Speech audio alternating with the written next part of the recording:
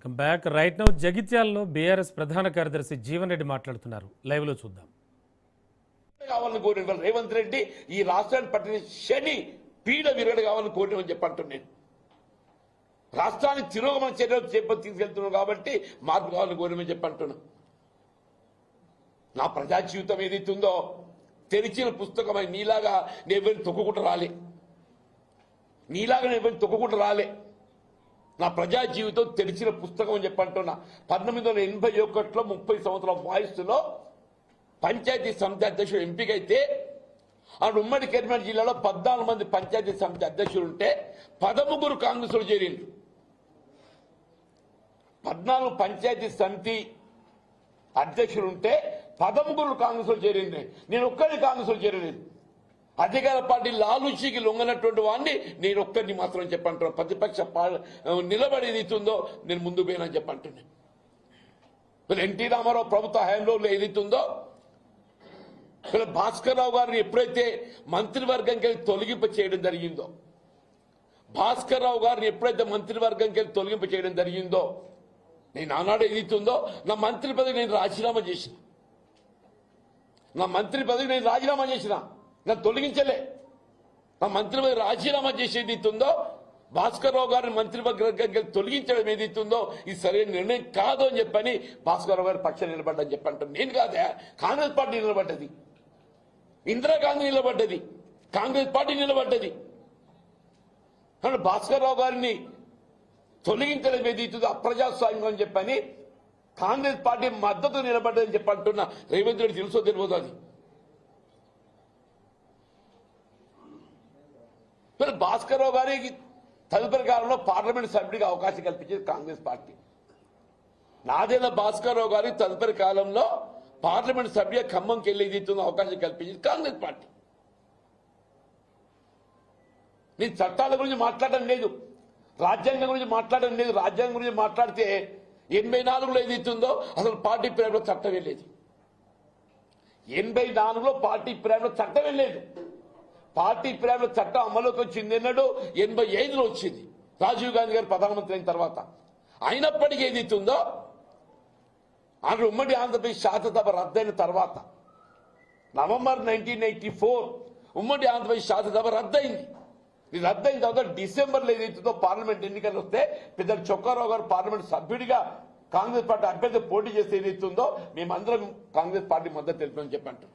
నీలాగా అప్రజాస్వామికంగా రాజ్యాంగ నిబంధనలు ఉల్లంఘించి కాదు, నీలాగా రాజ్యాంగ నిబంధనలు ఉల్లంఘించి కాదు, రాజ్యాంగం పట్ల గౌరవం ఉన్నటువంటి ఒక నిబద్ధత గల నాయకుడిగా మా ప్రజా జీవితం కొనసాగిందని చెప్పంటున్నా.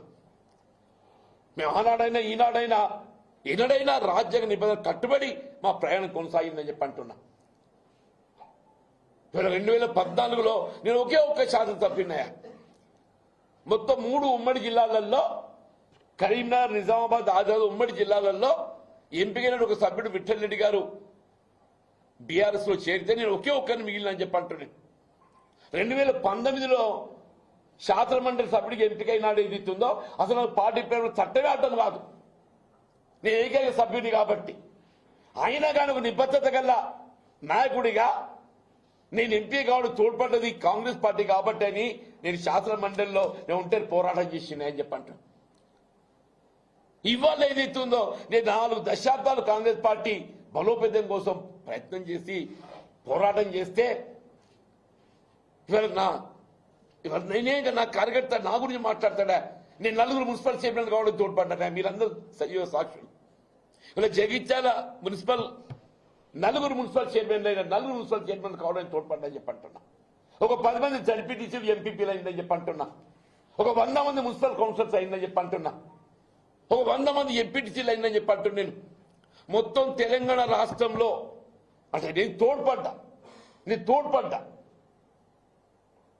అత్యధికంగా ఏదైతుందో ఇవాళ ద్వితీయ శ్రేణి నాయకత్వం ఏదైతుందో ఎదిగొచ్చింది ఎక్కడ అని చెప్పంటే చిగిత్త నియోజకవర్గం. నీలాగా తొక్కకుండా కాదయా, నేను ప్రోత్సహించుకుంటూ వచ్చిన మెట్టు ఎక్కుకుంటూ వచ్చిన అని చెప్పంటాను. నేను ఇవాళ విమర్శనే ఇవాళ సమాధానం కాదు, నిర్మాణాత్మకంగా వ్యవహరించాలంటాను. నువ్వు వచ్చినావు నాయన మేడిగడ్డకు, ఏదో నాయన అది నిర్మాణం చేస్తావు అని చెప్పి దాని సంగతి చెప్పరా నాయన. అసలు మేడిగడ్డ నిర్మాణం ఏం చేయబోతున్నాడు ముందు అని చెప్పు. అది పునర్నిర్మాణం ఎప్పుడో చేయబోతుందో చెప్పు అని చెప్పంటాను నేను. 30 మాసాలు గడిచిందా? సాయిల్ టెస్టింగ్ ఇంకా 6 నెలలు అంటుండే. సాయిల్ టెస్టింగే 6 మాసాలు అంటుండు. అంటే 6 మాసాలు చివరికి అయిపోతే డిసెంబర్ జనవరి వస్తుంది. తదుపరి డిజైన్స్ రూపొందిస్తున్నాడట. తదుపరి డిజైన్స్ రూపొందిస్తాడు. నువ్వు ఎప్పుడు పునర్నిర్మాణం చేస్తావు? ఎప్పుడు తెలంగాణ రాష్ట్ర భవిష్యత్తు? నీకు అసలు చిత్తశుద్ధి ఉందా? ఇవాళ ఏదైతే మేడిగడ్డ కాళేశ్వరం ప్రాజెక్ట్ ఏదైతుందో కేవలం తెలంగాణ రాష్ట్రానికి పరిమితం కాదు, అంతర్జాతీయ స్థాయిలో బహుళార్థ ప్రాజెక్ట్ ఏదైతుందో ఎత్తిపోతలు ఇవాళ ఉన్నది ఏదైతుందో ఈ కాళేశ్వరం ప్రాజెక్ట్ అని చెప్పంటారు. నువ్వు నిజంగా 9 మీద కడితే కట్టున్నావు, నీకు చేత కాదు.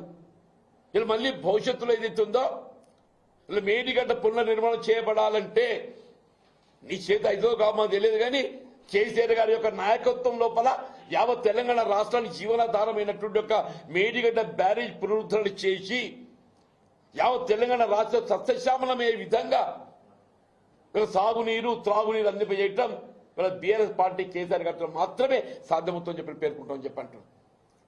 నేను చెప్పిన హైదరాబాద్కు వచ్చిందే. హైడ్రా అంటే ఏదైతుందో ఎవడైనా చెరువులు ఆక్రమించి ఉన్నోడు భవనాలు నిర్మాణం చేసే వాని తొలగించవా? వాని జోలికి ఓడు, ఎవడు గరీబ్ ఓడున్నాడు, వాని జోలికి పోతాడని చెప్పంటు నేను. వీళ్ళు మూసి ప్రక్షాళన చేయలేను. ఆయన మూసి ప్రక్షాళన చేయి. ఆ మూసి ప్రక్షాళన మాట్లాడాడు. మూసి సుందరీకరణ ఎవరికి కావాలనే? మూసి ప్రక్షాళన కావాలి. ప్రక్షాళన చేయు అని చెప్పంటున్నాం. సీవరేజ్ ట్రీట్మెంట్ ప్లాంట్లు పెట్టు అని చెప్పంటున్నాం. అది చేయడు. మీరు ఎంతో ప్రజాపాలన ఎక్కడ నీ ప్రజాపాలన? వీళ్ళ ప్రజాపాలన అనే నెపంతోనేది ప్రజానికాన్ని వంచే ప్రయత్నం చేస్తుంది.